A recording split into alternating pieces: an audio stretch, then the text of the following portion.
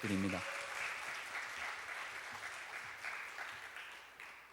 할렐루야, 아멘. 이 자리에 나오신 모든 분들을 주님의 이름으로 환영하고 축복합니다.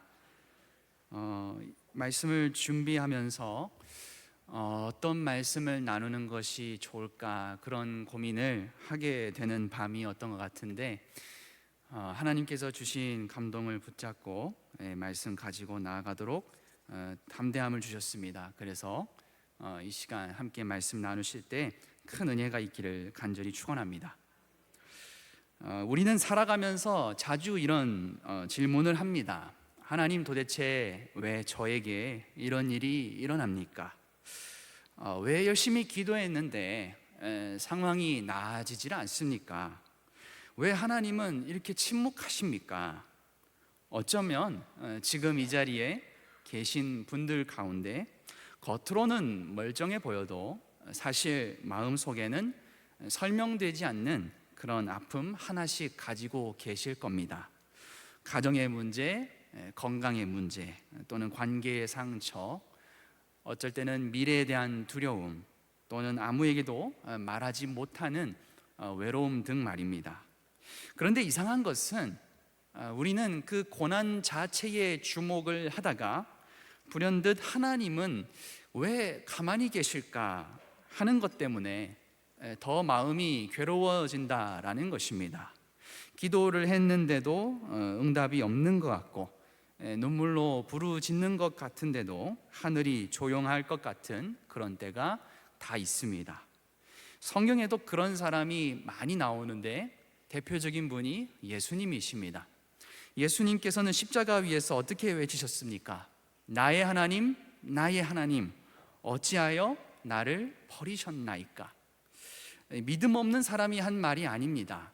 하나님의 독생자이신 예수님께서 하신 말씀입니다.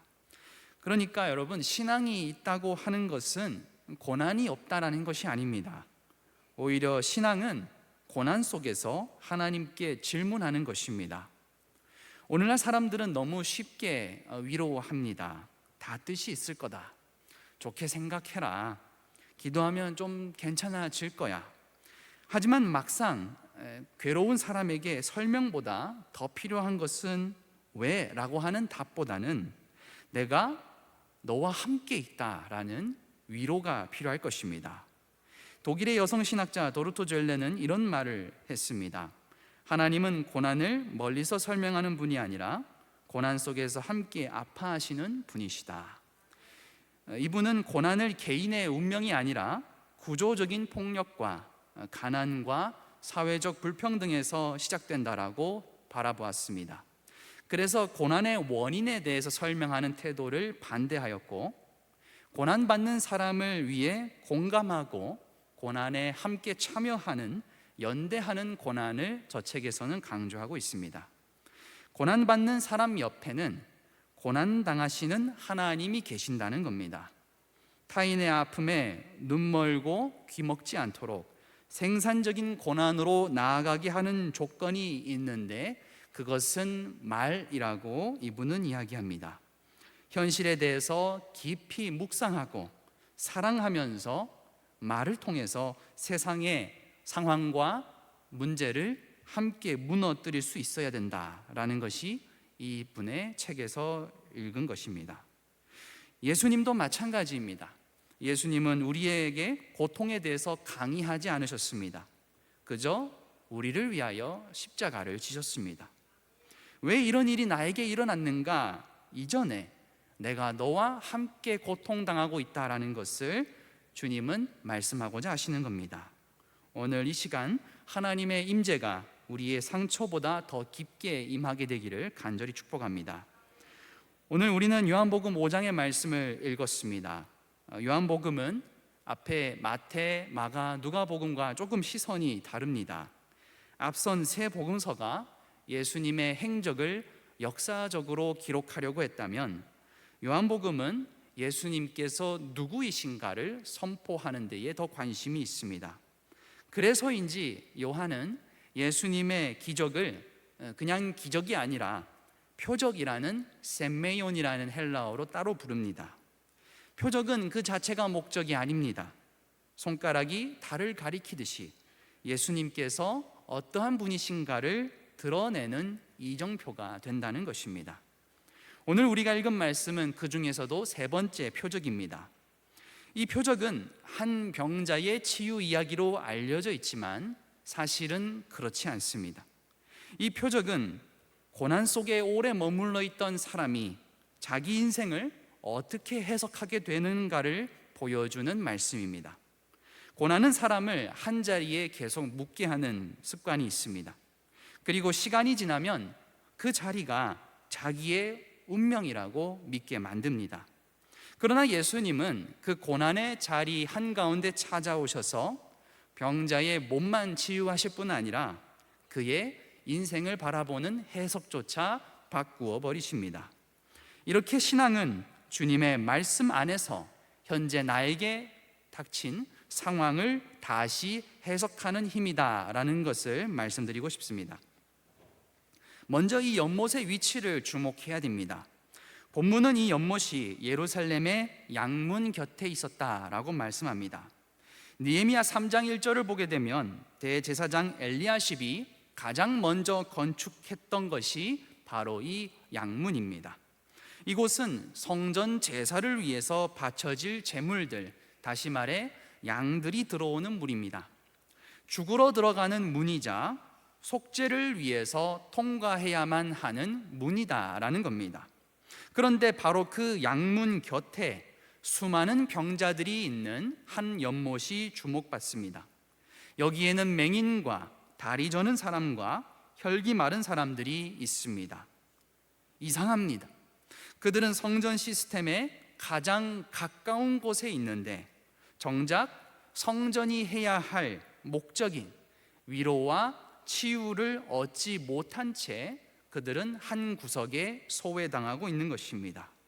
그때 아이러니하게도 양문 곁을 어린 양이신 예수님께서 지나가십니다. 거기에 지나가시다가 예수님은 바로 이 베데스다 못으로 찾아 들어가십니다. 또 하나 주목할 것은 연못의 이름입니다. 베데스다라는 말의 뜻은 자비의 집입니다. 참 아름다운 이름입니다. 그러나 오늘 본문이 보여주는 베데스다의 현실은 자비롭지가 않습니다. 수많은 병자들이 누워 있는데 치유받을 수 있는 조건이 걸려 있습니다. 물이 움직일 때 누가 먼저 가장 일찍 들어가는 자가 낫느냐라는 것입니다. 생각해 보시기 바랍니다. 가장 느린 사람이 절실합니다. 그런데 가장 빠른 사람만 살아남습니다. 가장 약한 사람이 도움이 필요한데 가장 먼저 움직일 수 있는 사람만 기회를 얻는 곳입니다. 이름은 자비의 집이지만 실제로는 무자비한 곳입니다. 이곳은 은혜의 집이라고 하지만, 양이 지나가는 문이라고 하지만 실제로는 경쟁이 치열한 문인 것입니다. 이 아비규환한 현장에 예수님이 찾아오셨습니다. 예수님은 수많은 군중들을 보셨고 치유해야 할 병자들을 보셨는데 특별히 한 사람에게 고정되었습니다. 바로 38년 된 병자입니다. 성경에서 38년은 의미심장한 숫자입니다. 신명기 2장 14절의 말씀을 가져왔습니다. 우리 함께 읽어보겠습니다. 가데스 바네아에서 떠나 세렛 시내를 건너기까지 38년 동안이라. 이때에는 그 시대의 모든 군인들이 여호와께서 그들에게 맹세하신 대로 진영 중에서 다 멸망하였나니. 이 말씀의 의미가 무엇이냐? 이스라엘 백성이 가데스 바네아에서 불순종하였고 광야에서 하나님을 떠나 방황하다가 그 옛세대가 다 죽기까지 걸린 시간이 38년이라는 것입니다. 이 병자는 무엇을 상징할까요? 요한에 따르면 광야에서 방황하며 안식에 들어가지 못한 이스라엘을 상징합니다. 약속의 땅을 눈앞에 두고도 들어가지 못하고 죽는 그 영적인 무능력의 상태, 그것이 바로 38년의 상징이자 예수님을 만나기 전 이 환자와 우리의 모습이라는 것입니다. 요한은 이 병자를 통해서 예수님이 오시기까지 유대 민족들이 처해 있었던 영적인 마비와 무능력함을 고발하고 있습니다.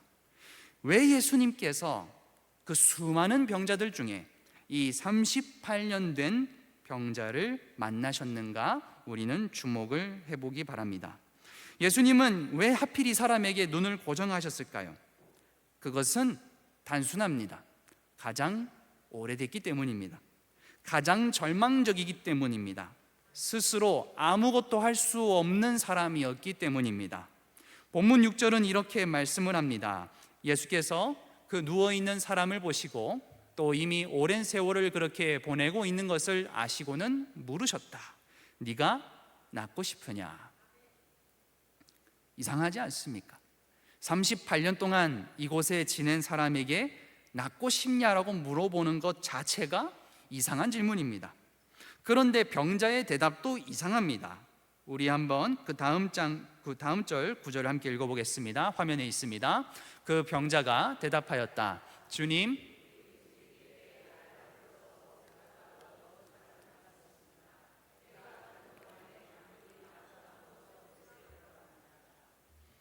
그는 네 주님 정말 낫고 싶습니다 라고 하지 않습니다. 그의 시선은 여전히 연못에 있습니다. 앞에 어린 양이신 주님이 계신데 그의 눈은 여전히 물이 움직이기만을 기다리고 있는 겁니다. 여기서 우리는 그의 세계관을 바라볼 수가 있습니다. 물이 움직여야 됩니다. 그때 내가 들어가야 됩니다. 그런데 나를 넣어줄 사람이 없습니다. 주님, 내가 가는 동안에 다른 사람이 먼저 들어갑니다. 그래서 저는 여전히 이 자리에 있을 수밖에 없습니다. 지금 이 사람의 고난은 몸의 문제가 아닙니다. 그는 자신의 해석 안에 갇혀 있습니다. 나는 도와줄 사람이 없어. 나는 늘 늦어서 안 돼. 나는 늘 기회를 빼앗겨. 나는 이 자리를 벗어날 수가 없어. 그는 병을 앓은 것이 아니라 절망을 앓고 있습니다. 고통이 깊어지면요, 사람은 말할 힘도 없어집니다. 말해도 달라질 것이 없다라고 느끼기 때문입니다. 이 병자가 그런 사람입니다. 38년 동안 누워 있습니다. 몸이 움직이지 못했습니다. 그러나 더 깊이 바라보면 그의 영혼도 오래전에 움직이기를 멈추었습니다. 사람은 때로 자신을 살리지 못하는 자리인 줄 알면서 그 자리를 떠나지 못합니다. 나를 구원하지 못하는 관계들, 나를 자유롭게 하지 못하는 인정의 욕구들, 나를 변화시키지 못하는 종교적인 열심 속에 계속 기대어 살아갑니다. 베데스다는 그에게 희망을 주는 듯하지만, 자비의 집인 것 같지만 동시에 그를 38년 동안 감옥처럼 붙잡아 두는 것입니다. 그의 반복된 실패는 몸만 지치게 하는 것이 아니라 그의 기대와 기도를 멈추게 했습니다. 그의 대답을 보면 나를 넣어줄 사람이 없습니다 라고 했습니다. 거짓말이 아닙니다. 그의 역사이자 그의 현실입니다. 실제로 그는 혼자입니다. 그러나 문제는 그 사실이 그의 전부가 되어버렸다는 데에 있습니다. 베데스다에는 많은 병자가 있었습니다. 그러나 예수님은 그들 모두를 고치지 않으시고 오직 이 한 사람을 선택하여 고치시기로 결정하셨습니다. 왜 그러셨을까? 저는 이 말씀을 개인적으로 굉장히 좋아하지 않습니다. 저는 오늘 유튜브를 하지 않기 때문에 제 과거를 잠깐만 얘기 드리면, 저는 학교폭력을 당한 적이 있습니다. 저는 중학생 시절 3년 동안 학교폭력을 당해왔었고, 발길질과 침뱉음과 주먹질을 당해왔던 경험이 있는 사람입니다. 저는 그런 삶을 살아본 사람이기 때문에 지금도 그 흔적이 제 안에 있다는 것을 너무나도 잘 알고 있습니다. 겉으로는 온화한 척하지만 항상 제 안에는 화가 있고요. 제가 제일 무서워하는 대상은 목소리가 큰 사람입니다. 지금도 저는 그 흔적이 있어서 맨 뒤에 서야 됩니다. 누군가 내 뒤에서 있는 것을 끔찍이 싫어합니다. 뭔가 날아올 것 같아서. 저는 그런 삶을 살았기 때문에 이런 얘기하는 것도 저한테 큰 용기라는 걸 말씀드리고 싶어요. 박수를 받으려고 말씀드리는 게 아니라, 그래서 제가 아저씨들을 싫어합니다. 짜증 내시고 고함 지르시는 분들을 제가 제일 싫어하는데, 어느 순간 저 안에서 불현듯 저의 모습을 돌아보게 되더라고요. 나는 왜 자꾸 변명하고 있지? 왜 나는 자꾸 도망치려고 하고 있지? 왜 나는 자꾸 화를 내려고 하지? 왜 나는 별거 아닌 거에 밤을 새우고 악몽을 꾸고 여전히도 그거를 헤어나오지 못하지? 저는 그 모습을 이 말씀을 통해서 깊이 묵상하게 됐습니다.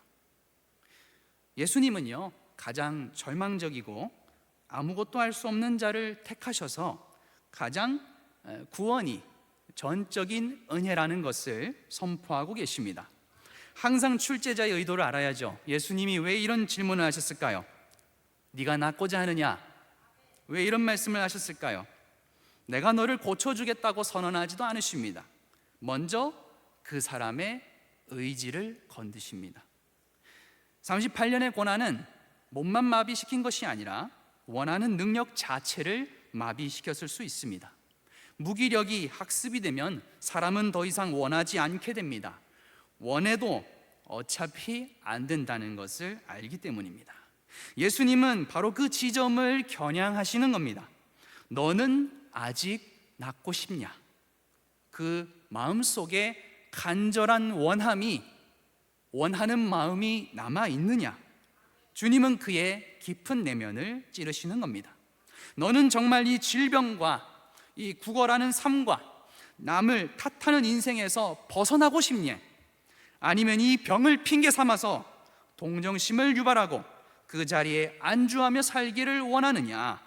주님은 그가 가지고 있던 병자라고 하는 정체성, 그 껍데기를 깨고 나오기를 바라신 것입니다.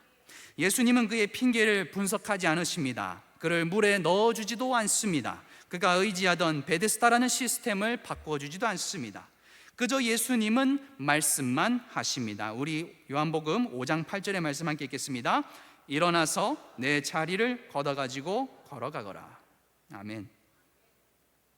이 명령은 세 가지 동사로 구성되어 있습니다. 먼저 일어나라. 이 단어는 신약에서 부활을 가리키는 단어입니다.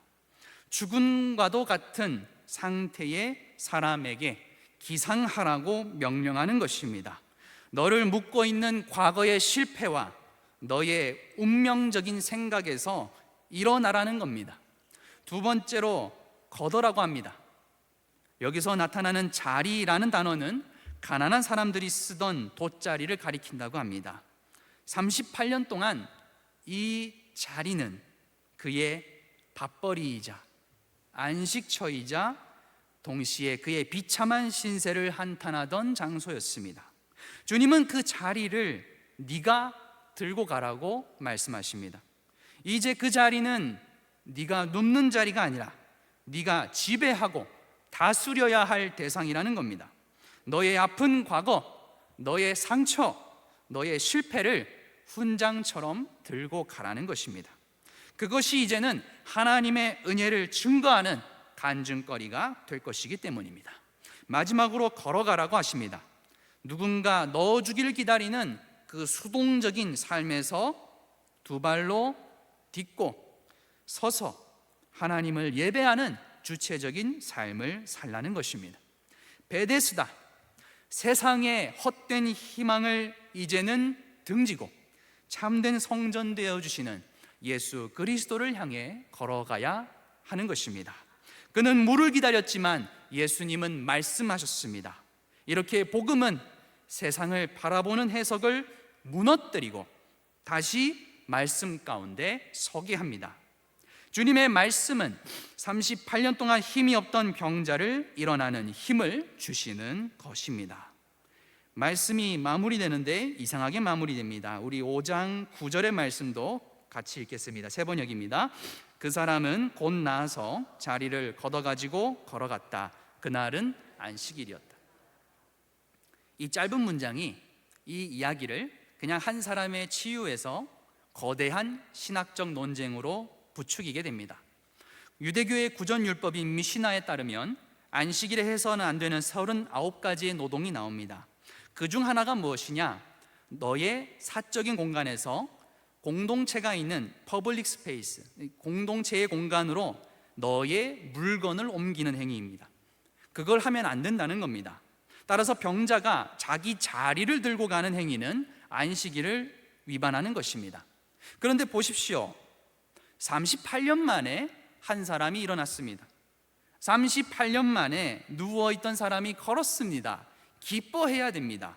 즐거워해야 되고, 같은 우리 감옥과 같은 이 포로들, 이 베데스다에 앉아있는 병자들이 향후에라도 있을 거예요. 오래됐으니까. 그러니까 그런 사람들이 손잡고 축하해줘야 됩니다.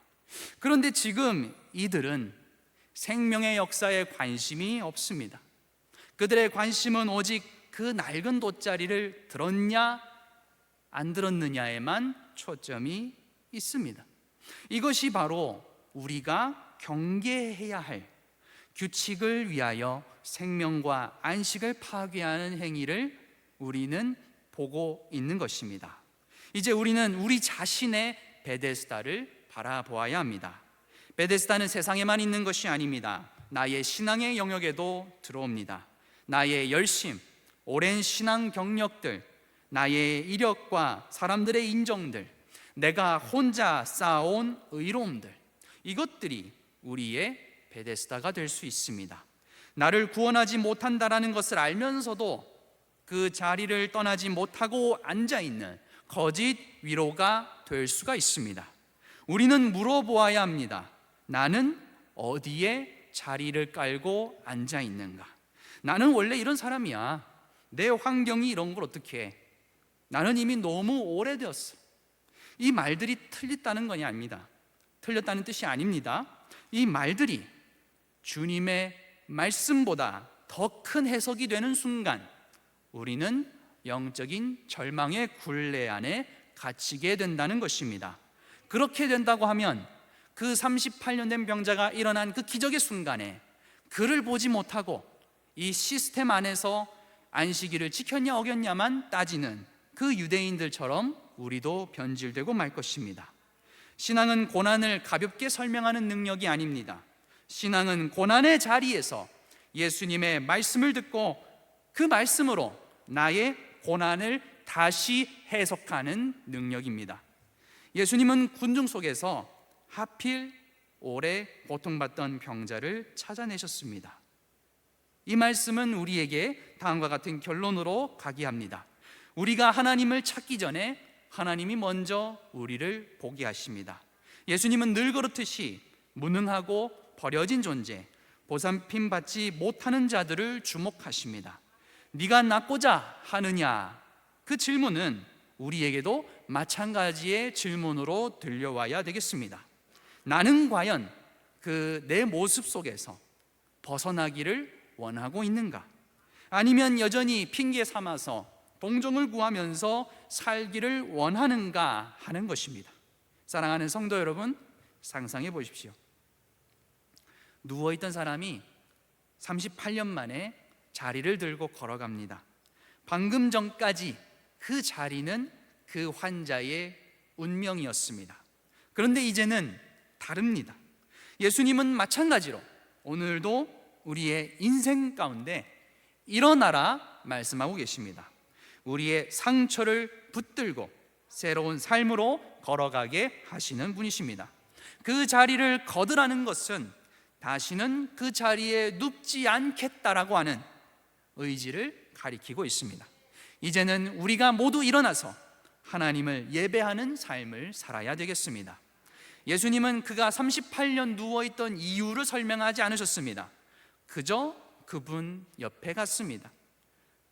그 예수님은 참된 양의 문이 무엇인가를 우리에게 보여주고 계십니다. 누구든지 목마른 자에게 내가 간다는 것입니다.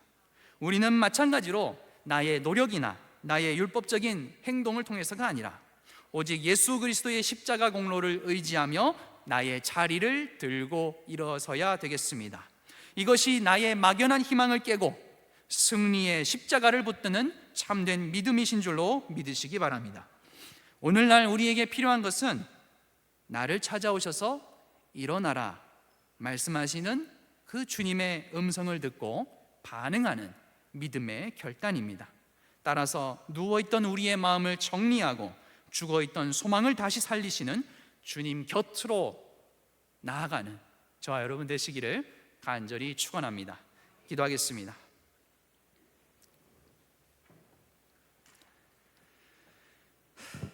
사랑이 많으신 하나님, 은혜를 감사드립니다. 오늘도 우리는 각자의 베데스다를 붙들고 살아왔습니다. 오래된 상처들, 반복되는 실패들, 기도에도 변하지 않던 현실 속에서 우리는 점점 지쳐갔습니다. 그 병자를 찾아가셨던 것처럼 오늘 우리에게도 찾아와 주시옵소서. 아무도 주목하지 않던 그 사람을 보시고 기억하셨던 것처럼 오늘 이 밤 우리도 그렇게 바라봐 주시옵소서. 우리 안에 굳어져 누워있던 영혼을 일으켜 주시옵소서. 사람의 말보다, 환경의 소리보다, 절망의 기억보다 주님의 음성이 더 크게 들리게 하옵소서. 우리의 과거를 들고서라도 주님과 함께 걸어가게 하옵소서. 감사드리며 우리 주 예수 그리스도의 이름으로 기도드립니다. 아멘.